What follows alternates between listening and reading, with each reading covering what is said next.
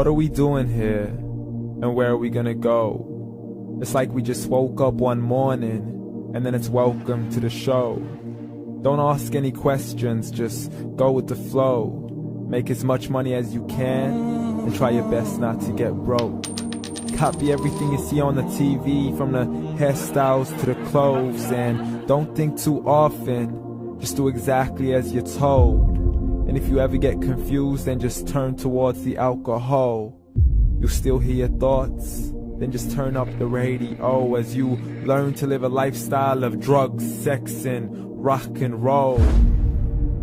But in all honesty, I just need to know, is there more to the cycle than growing and getting old? Living and dying just to leave behind a happy home and a whole lot of property that somebody else is going to own. I just really need to know before the casket's closed, 'cause I'm not willing to gamble with my soul, nor am I ready to take any chances. These are just simple life questions, and I'm just searching for some answers. Like, what are we doing here? And what is our purpose? How did we get here, and who made us so perfect? And what happens once we go, or is this world all really worth it? Questions we don't answer because apparently we don't really have to. There's no purpose to this life and our existence is merely natural. Then in that case, please let me ask you, did you create yourself, or was it somebody else who had fashioned you? 'Cause you're a being that's impeccable, faultless and unparalleled. You're a product of supreme intelligence, and I'm merely being rational. For there isn't a camera on this earth that can come close to the human eye, nor a computer that can compete alongside the human mind. And if the whole world was to come together, we wouldn't be able to create a single fly. So many signs, yet we still deny. As science tries to justify that all this could come from none, when it's a simple sum. 0 plus 0 plus 0 cannot possibly ever give you 1. So from where did all this order come? For everything has its origins, a maker, a creator of its own. I mean, the only reason you're watching this video is because somebody had to press upload. So we can believe in the Big Bang, but I'd rather believe in He who caused it to explode. Allah, the creator of everything along with every single soul. The ever-living, the master, the only one who is in control. Unlike his creation, beyond our imagination. And no, he's not a man, nor does he have any partners in association. He's on his own. And no, he did not ever leave us alone. Just like every manufacturer, he left us with an instruction manual. The Quran and Islam, and I'm sorry to jump to conclusions, but it's the only one possible. The only definition of God is the one and only supreme being. It's logical. A book with 0 contradictions, with miracles that are both scientific and historical, all revealed over 1400 years ago.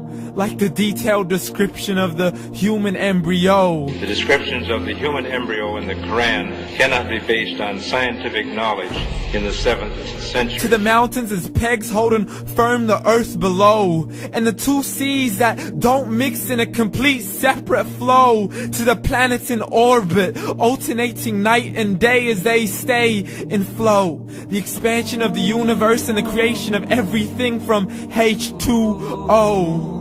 To the stories of the past and the preservation of Pharaoh. To identifying the lowest point in the land where Persia defeated Rome. The gushing fluid that created man in the glands between the ribs and the backbone. And not a word has changed, it's still the same. So please explain how all this was known over 1400 years ago. To a man who couldn't read or write, as he would recite whatever the angels spoke. And if you still don't believe, please try to come up with something that's even close. But you can't, so we took God as a mockery and his messengers as a joke. Muhammad could not read or write. How's somebody who can't read or write gonna start a religion? Dismiss the scriptures as legends and tales of the ancient folk, as we live life according to our whims, desires, and hopes. saying this life is the only home we will ever know. We will live then die, then simply turn to bones. YOLO! Correction, after the grass dies, the rain arrives and it regrows, and Allah promises to do the same thing to your very soul and bring you back from your very fingertips to your toes, as the all-seeing supreme being watches us so close, and we are surely being tested in our wealth, our health, and our self, and everything that we've been blessed with. So believe, for we will surely be resurrected and be brought back to our Lord and account for every single deed, as He hands us our books and orders us to read. From the bad to the good and everything in between. You yourself are sufficient for your own accountability, so don't be mad at me. You are the one who thought He wouldn't come back to me. I gave you a whole life long to search after me, but you were busy in all that which was temporary. So read, and glad tidings to all those who believed. And if you disbelieve, read. And don't let that day be the first day you find out what your life really means. Read.